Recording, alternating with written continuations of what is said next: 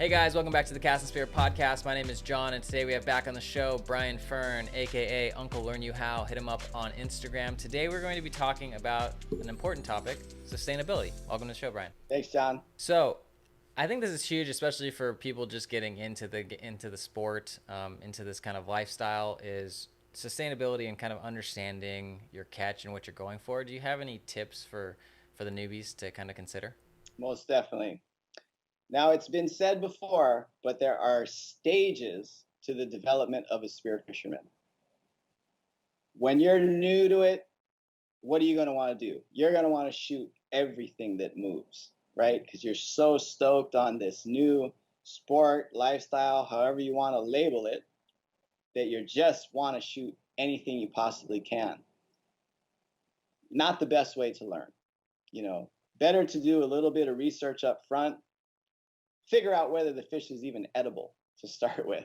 What's the point shooting something if you're not going to eat it? Because that kind of is the rule behind spearfishing. If you shoot it, you eat it. If you're not going to eat it, you shouldn't have shot it to begin with. And we've all seen this on pages where someone will shoot a fish and they'll say, is this good to eat? How should I cook it? Right? And that's not the right way to go about it. Sustainability really starts with educating yourself, right? So learning the species that are indigenous to the waters that you hunt in. Kind of figuring out, okay, out of the 300 fish in my neighborhood, maybe there's 10 that I'm interested in hunting. And now you can better focus on, is that fish protected in some way? Does it have a season? Does it have a minimum size? Does it have a bag limit? Right? You need to know those things because inadvertently you could not educate yourself, and there's the enforcement officer on the shore waiting for you, and you get yourself a nice big fine. And ignorance doesn't count when it comes to getting fined. So that being said, you got a species you want. You figured out whether it's protected, whether it requires a license, whether it has a season. The reason they put minimum sizes is because you want a fish to at least achieve a size that they've had a chance to breed at least once, if not a few times. And you also want to avoid taking the size of the species where they're at their maximum growth, because those are the true species breeders. Those are going to make thousands upon thousands of eggs. Those are the ones that are actually supporting the species. So for you to look at it from both ends of the spectrum is naive if you're that initial, just starting out, shoot everything that moves, shooting things that are undersized, or if you moved up to the next phase in spearfishing, which is the trophy hunter, and you want to shoot the biggest, baddest fish you possibly can. Both of those phases haven't really taken regard for that species or the sustainability or the effect that you as one person can have on it. When you look at it from a sustainable sense, how much fish do I need? Start there, right? If you got a family of 4, you don't need 10 fish. You might only need 2 or 3 fish, and that'll last you the week, and then you can go back for some more. And if you leave the babies, in Hawaii, we have a couple popular sayings, let them go, let them grow, right? So that applies to the fish that are too small, right?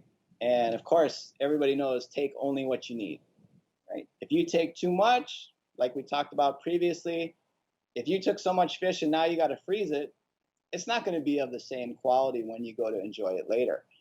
The fish can't breed in the freezer. Remember that, guys. Having the fish in the freezer helps no one. I like Right? that. I like that. I guess here's my question, because I have friends who are still probably in that trophy hunter mode, and I'm probably guilty of it as well. As you kind of start getting better at spearfishing, you get kind of incentivized, sort of. I mean, to try to get the biggest fish, right? We have the IUSA. There are world records. We understand the bottom limit because that's something that you can get in trouble for. But there's no really established top limit, right? There's people who've always said, oh, we should have maybe some slot limits, and that would kind of give us that higher end number where it's like, hey, you shoot something over this, you can get in trouble too, which I'm not necessarily an advocate for, but what I would be more of an advocate for being at least having an understanding of where that would be. It's like, hey, a 10 pounder or higher calico, probably isn't worth shooting. That's what we should be considering a breeder, or some fish. We don't have that established. So, what are your thoughts on having something established or some ideas about that? Well, I think with some of the breeds, you mentioned calico. I've never shot a calico. I'm not familiar with the texture. But what I can tell you with the breeds that I typically hunt is age of fish makes a big difference in texture.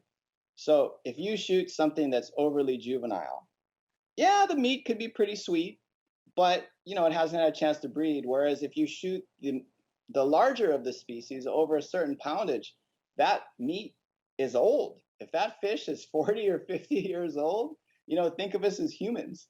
Our skin gets all wrinkly, we lose our muscle tone, right? You're not as spry as you were in your 20s when you're like my age, right? So the texture changes. So that's when it just is a trophy, right? Because you might not even eat that fish because you shot that 150-pound fish and it tastes like rubber, right? So it's very challenging to create a regulatory board towards that, right? The number one thing is they want the fish to achieve a breedable size, but at the same token, if you're taking them when they're the massive breeders, you're doing more damage, right? And it's almost inadvertently because in order to take a fish that large, you are looking for a trophy. But at the end of the day, what does that trophy do for you? It's a picture on Instagram, it's a print on your wall, it's a jaw on your shelf, right? But if later on, like we see here in Hawaii in my backyard specifically, I've seen a steady decline in the last few years, from people that have that take as much as you can mentality, that don't have an ethical stance on it, that aren't really considering the sustainability aspects of it. They don't look at it as a lifestyle. They look at it, maybe it's a commercial venture. I go out, I shoot as much as I can, I sell it to the restaurants, or I take it to Chinatown. I don't make much, but it's money in my pocket, right? So it all depends how you look at it. And ultimately, like anything in life, we all have to regulate ourselves, right? That's your own ethics, values, and morals. So you got to make that decision for yourself. And you can also surround yourself with people that regulate you as well. If your buddy is the one that says, let's go shoot these big fish, then, that's the crowd you keep. Whereas if your friends actually call you out on, oh man, why'd you shoot that? It's a little small or it's way too big. We're not even going to be able to eat that. Those are things you have to decide for yourself. I always thought that the big fish were a band-aid for insecurities. You can shoot it, you post it up on Instagram, but you're still insecure. No, just kidding. It's probably bad. Sorry, everybody who shoots big fish. That just means I can't shoot the big ones. Um, yeah, I'm trying to think about what other things we should cover in sustainability. I mean, it's so front and center of this whole sport in itself. I guess my question would be, do you consider spearfishing as sustainable as it's made out to be? Like I've tried to ask this with other people as well, because there's it like auto gets that label of you should only shoot what you're aiming for. It's way better than long line, and it's way better than nets. But I have also seen like dock of death kind of things that was mentioned by New Spiro and all these other guys on Instagram. So do we use it as kind of like, oh yeah, we're being sustainable, but it's really like very individualized. Like it's how you act. It's not just because you're a Spiro means you're a sustainable person. Right. So that you just presented the two arguments, right? So sustainability in the sense that unlike fish on a line, you can't choose what fish bites your lure. Whatever bites your lure is going to bite. And if in the process of catching it, that fish gets overly traumatized and dies, it's considered bycatch, right? That's the thing with the long line industry, with the netting industry. You get a ton of bycatch, which is collateral damage for getting the target. Spearfishing allows you to avoid that. You can have a school of fish in front of you and you can actually pick and choose, I want that one, right? That one's not too small. That one's not too big. That's the most sustainable fish in this school for me to take. And then you can call it a day, one and done, right?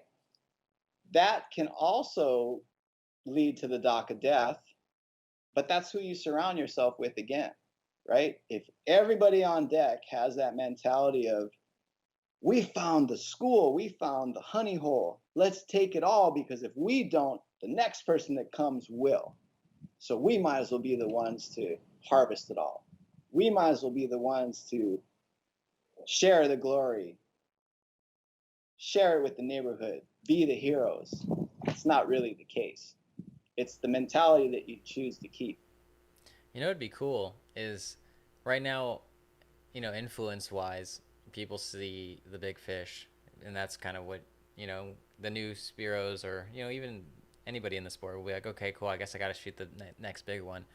But I wonder if it's really just a marketing thing, where if we found some chefs who then say, what is the absolute like perfect meat quality range? It's like if it's a yellowtail, it's really, 10 pounds to 23 pounds is like creme de la creme A1 Wagyu beef. Anything above that, you're getting some of that prime cut. If anything below that's illegal. So it's like it kind of shifts the tone, and then it's a little bit more incentive. Just throwing it out there. Don't even know. But I mean, where you're at, there's a lot of spearfishing clubs. We don't have those clubs in Hawaii, but a club is essentially the same thing, right? A club's going to have established values to it. It's going to have established guidelines to it. If you're doing something outside of those lines, you're going to hear about it. You're going to choose whether we're going to be the slayers, kill everything, it's got to be trophy, or if you're looking at it from a sustainable standpoint, if you're trying to do like an invasives tournament and focus on taking those invasive species off the reef. You can look into doing things like having a contest per se. I'm not really a big fan, but figure out what you're going to do with that catch. Are you going to feed the homeless population? Are you going to use it as fertilizer in their invasives? There's ways that like-minded individuals can band together, and that's part of being in a group or a club or even something simple as a partner to someone.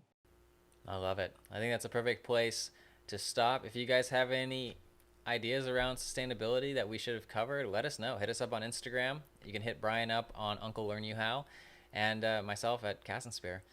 Tomorrow we're going to be talking about line management, so you can be safe with your reels out there, so you don't get yourself in trouble. So until next time, dive safe, and we'll see you on the next one.